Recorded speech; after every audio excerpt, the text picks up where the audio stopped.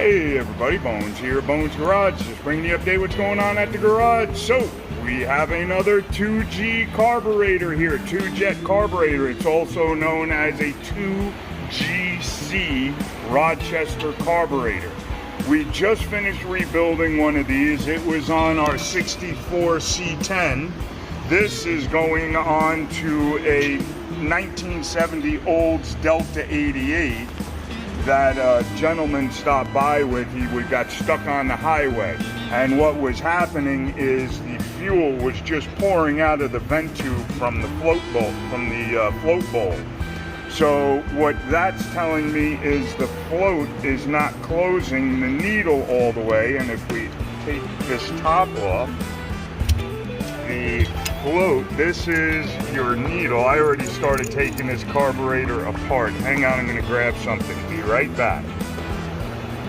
Okay, so I need to get the needle out. That's the old needle right there.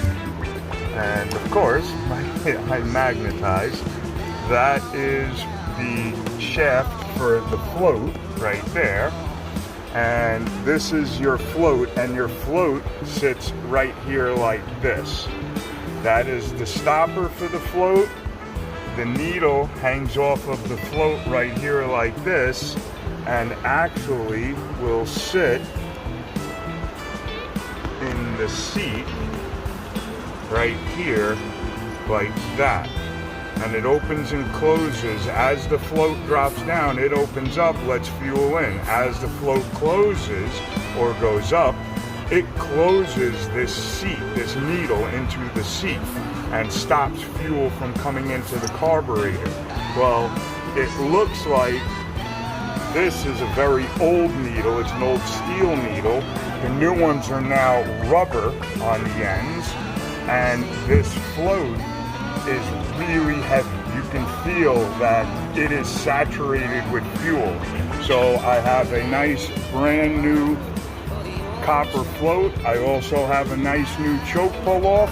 We have the full rebuild kit once again, and then we're going to take all of this carburetor apart. We'll soak it, clean it, put it all back together with all the new pieces, and get her all rebuilt. And you can see how dirty and nasty this carburetor is, even on the inside.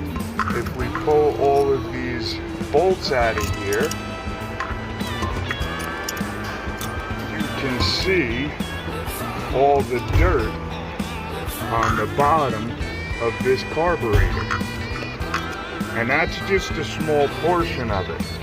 The rest of it was poured out when we poured out the gas, especially if you look back here. Let's see if we can get my light on. There we go.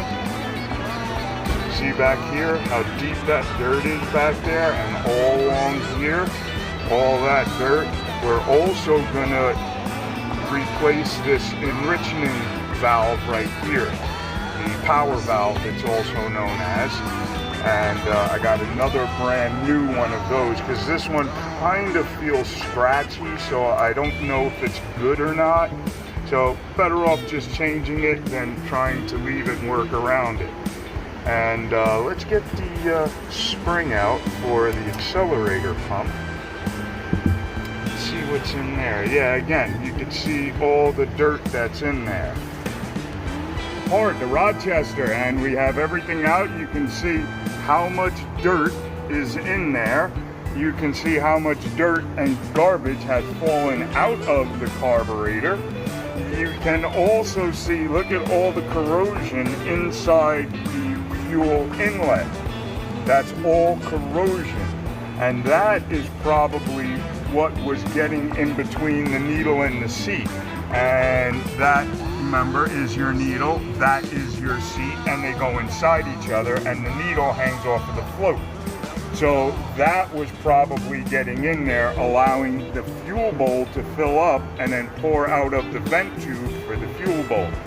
So we're, like I said, all apart. We have our choke all apart. We have all the screws for the top of the carburetor. We have the Venturis out. We're going to get all of the brass cleaned up. We're going to get the emulsion tubes all cleaned up, as well as the mixture tubes. There is our power valve. Those are our jets. That's our thermostatic control. That is for the fuel filter. The accelerator pump is right there. There's the arm for it. There's the other arm for the accelerator pump. And that is the choke pull-off right there. So we have everything all set up. We're gonna get all of this clean. The only thing I have left is to take out the air idle mixture screws. And that is them. And you can see even the air idle mixture screws are pretty dirty. So we'll get all of those into the carb cleaner and we'll let it soak for a few hours. Probably gonna let it soak for the whole day today. And then I'll pull it out, blow and clean everything off, and tomorrow put her all back together again.